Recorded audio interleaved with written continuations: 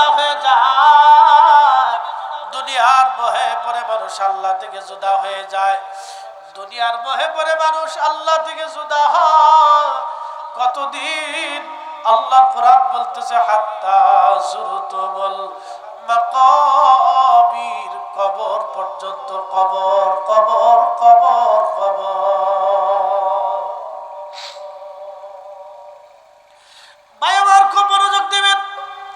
চরের একজন মানুষ মারা যাওয়ার পরে ভারতের একটা আশ্চর্য ঘটনা আপনাদেরকে শোনাই।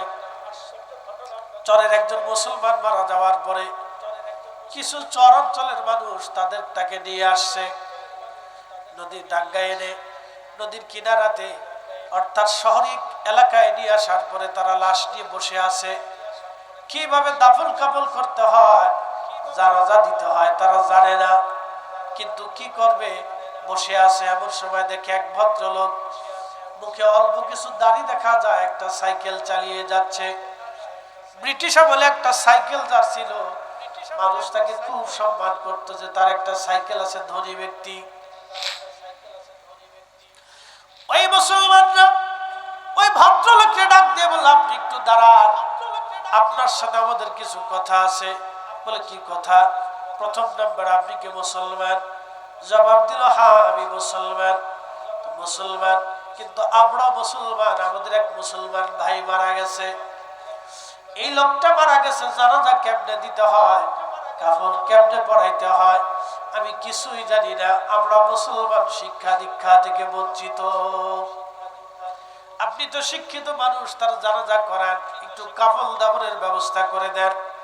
উনি বললেন, দেখেন আমি ব্রিটিশদের চাকরি করি, তখন ব্রিটিশ আমল চলতেছে, আমি ব্রিটিশদের চাকরি করি, সময় মতো যদি অফিসে না যায় তাহলে আমার চাকরি নিয়ে টানাটানি হবে, আমি বিপদগ্রস্ত হব, জবাবদিহিতার মধ্যে পড়ে যাব। অতএব আপনারা আমাকে ছেড়ে দেন। বলে, না ভাইজান, আমরা সাহায্য করব, আপনি আমাদেরকে একটু দয়া করেন। কিভাবে দাফন কাফন দেয় আমরা কেউ বলতে পারি না। ওই মুসলিম রাজি হয়ে গেলেন, জানাজা কেমনে দিতে হয় উনি দেখাই দিলেন। তোমরা কাফন দাফনের এইভাবে বন্দোবস্ত করো, কবর এইভাবে খনন করো, দেখাই দিলেন। লোকেরা সাহায্য করতে লাগলো। উনি গোসল টোসল করাইলেন, কাফন পরাইয়া জানাজা নামাজ পড়াইলেন। জানাজা পড়াইয়া কবরের ভিতরে নামাই দিয়া উনি কবরের উপরে উঠিয়া বললেন, আপনারা মাটি এইভাবে এইভাবে দিয়ে দেন, আমি চলে গেলাম। উনি ওইভাবে দ্রুত গতিতে সাইকেল চালে অফিসে চলে গেছে। কিন্তু অফিসে যাওয়ার পরে দেখে ওনার আইডেন্টি কার্ড নাই। চিন্তায় পড়ে গেল, আমার আইডেন্টি কার্ড কেন নাই, কোথায় হারালো? আমি তো বাসা থেকে আইডেন্টি কার্ড নিয়ে রওনা দিলাম, কিন্তু আইডেন্টি কার্ড এখন কোথায় গেল? চিন্তায় পড়ে গেল। আল্লাহর বান্দা শাড়ির মধ্যে পড়ে আল্লাহর বান্দা আবার রওনা দিয়ে ওই লাশের পাশে, কবরের পাশে এসে দেখে মুসলমানরা সাইকেল চালায় চালায় চালায় চালায় চলে যায়। ডাক দিয়ে বলতেছে, ভাইজানরা আপনারা একটু দাঁড়ান, একটু দাঁড়ান, আমি একটু বিপদগ্রস্ত হয়ে গেছি। বলে, কি বিপদ? বিপদ হলো আপনাদের এই লোকটারে আমি গোসল টোসল করাইলাম, জানাজা পড়াইলাম, কাপড় পরাইলাম, কবরস্থ করলাম, কিন্তু আমার আইডেন্টি কার্ড কবরের ভিতরে পড়ে গেছে। আপনারা একটু মাটি খনন করে দেন, মাটি সরাইয়া দেন, আমি কবরের ভিতর থেকে এই আইডেন্টি কার্ড নিয়ে ফিরে চলে যাই।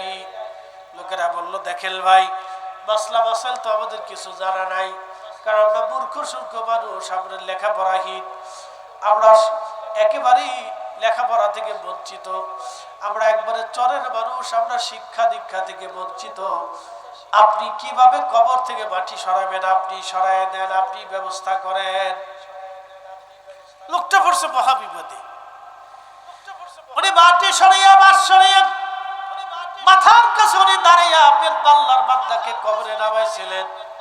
উনি যখন বাস সরাইলেন, মাটি সরাইলেন, লক্ষ্য করলেন কবরের ভিতর থেকে সুঘ্রাণ আসতেছে।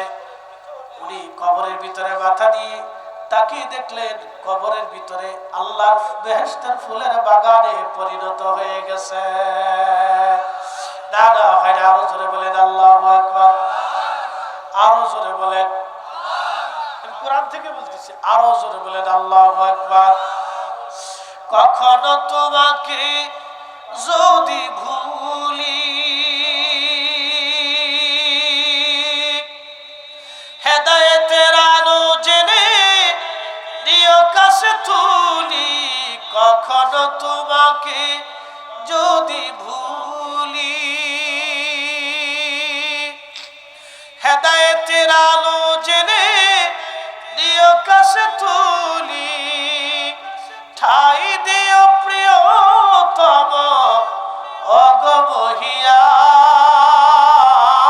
অগমহিয়ান, তুমি রহমান, তুমি মেহেরবান, তুমি রহমান, তুমি মেহেরবান। অন্ধ গাহে না শুধু তোমার গুণগান, অন্ধ গাহে না শুধু তোমার গুণগান, বুঝেও বুঝে না তবু শান, তুমি রহমান, তুমি মেহেরবান।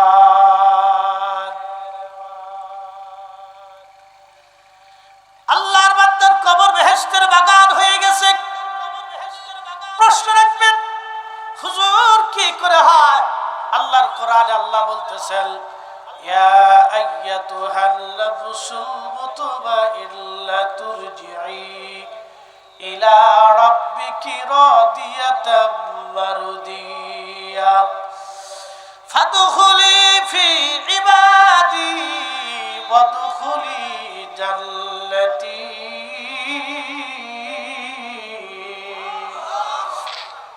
কথাগুলি কার? আল্লাহ বলেন, আইয়াতুহান নাফসুল মুতমাইন্না, হে নফসে মুতমাইন্না, ইরজিই, তুমি আমার কাছে চলে আসো, ইলা রাব্বিকি রাদিয়াতাম মারদিয়া, আমি আল্লাহর সন্তুষ্টির দিকে তুমি ফিরে আসো, আমি আল্লাহর খুশির দিকে তুমি ফিরে চলে আসো।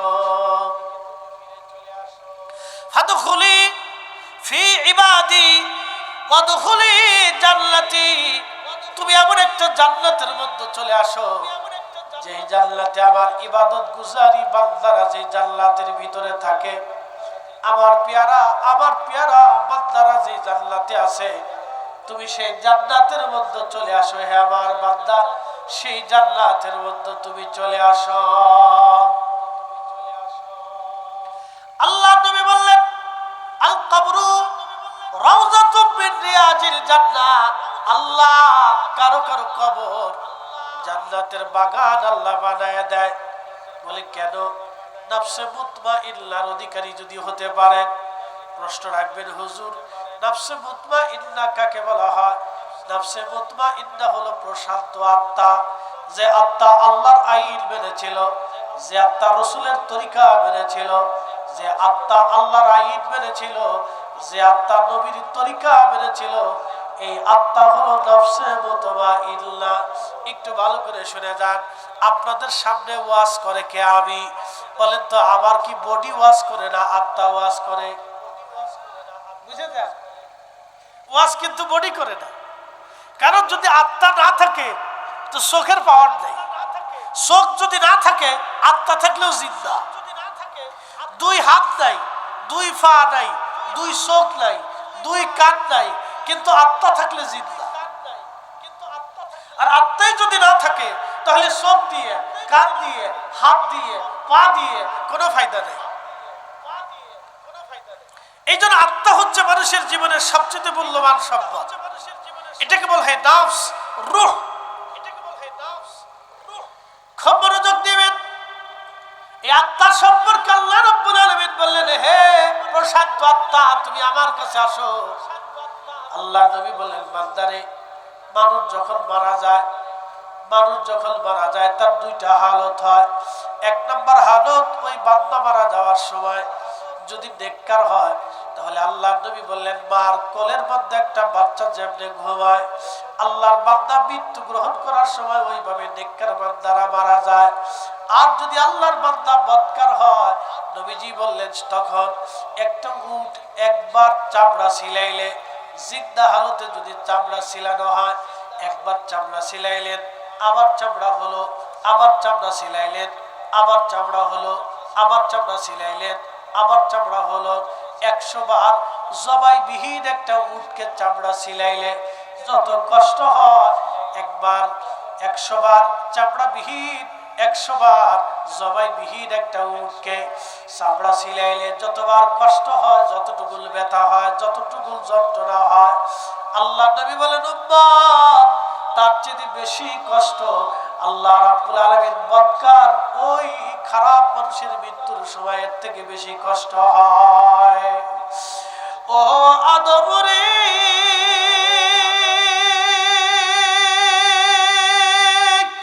পাক ধরিয়া গেছে দাড়ি, দন্তবাসে গোটা চারি, শবন জারি গিয়াছে করিয়ারে সোনার আদর, জিন্দেগি তোর যায় ফাঁকি দিয়া, জিন্দেগি তোর যায় রে ফাঁকি দিয়া রে সোনার আদর, জিন্দেগি তোর যায় ফাঁকি দিয়া।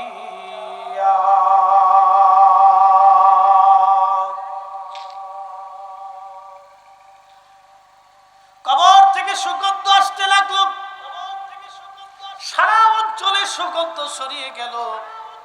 এত পরিমাণে বাতাসে 30 থেকে 40 কিলোমিটার পর্যন্ত সুঘ্রাণ ছড়িয়ে গেল।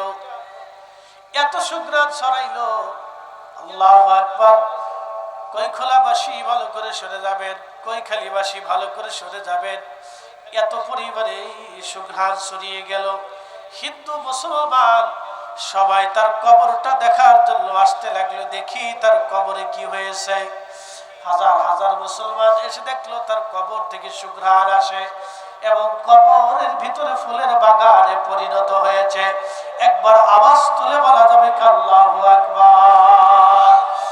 ওলামা ইকরাম আসলেন, ওলামা ইকরাম প্রশ্ন করলেন এই লোকের আপন কে আছে? লোকেরা বলল হুজুর এই লোকের একটা মাত্র মেয়ে সন্তান আছে, এছাড়া আর পরিবারে কেউ নাই। লোকটা কেমন ছিল? বলে অত্যন্ত গরিব মানুষ ছিল, কিন্তু অত্যন্ত সৎ মানুষ ছিল। ওলামা ইকরাম বলল ঠিক আছে, দীর্ঘ সময় হয়েছে, কবরের উপরে মাটি দিয়ে দেন, আমরা তার মেয়ের কাছে যাব। এই লোকটার কি জীবনে আমল ছিল আমি সেটা দেখব, কি আমল ছিল আমরা জানতে চাই। আমার মালিক আমার আল্লাহ তার কবর আজকে জান্নাতের বাগান বানাই দিয়েছে। কোন আমল? ওই আমল আজকে আমরা জানতে চাই। ওলামা ইকরাম তার ওই ছোট্ট কুঠে ঘরে কুড়িঘরের কাছে গেল, যা সালাম দিয়ে মেয়ে দেখতে মেয়েটা কান্নাকাটি করতেছে বাবার জন্য। ওলামা ইকরাম সালাম দিয়ে বলল মা বলো তো তোমার আব্বার জীবনের কি আমল ছিল? আজকে তোমার আব্বার কবর আল্লাহ বেহেশতের বাগান বানাই দিয়েছে, তার কবর থেকে বেহেশতের সুঘ্রাণ আসে। মারে বলো তোমার আব্বার কি আমল ছিল? মেয়েটা কাঁদে আর বলে হুজুর আমার আব্বার তেমন কোনো আমল আমি দেখি নাই, তবে আমার আব্বা অত্যন্ত সৎ ছিল, গরিব মানুষ। আমার আব্বা কখনো নামাজ কাজা করে নাই। একবার জোরে বলা যাবে কি মারহাবা? জোরে বলেন কি কাজা করে নাই? নামাজ। আজকে আসার সময় ঢাকাতে এক পুলিশ সদস্য আমার বলতেছে হুজুর আমি সহসে নামাজ কাজা করি না, আমি মাদ্রাসার ছাত্র ছিলাম, তাহাজ্জুদ আমি পড়তাম, নামাজ কাজা করি নাই, তাহাজ্জুদ নামাজ আমি মাঝে মধ্যে পড়তাম। একটু দূরে সে বলেন আল্লাহুম্মা সাল্লি আলা সাইয়্যিদিনা মাওলানা মুহাম্মদ ওয়া আলা আলি সাইয়্যিদিনা মাওলানা মুহাম্মদ। বাড়ি বাড়ি করো রে মন এবারে ঘর তোমার না, যেই বাড়িতে শুইবারে মন কবর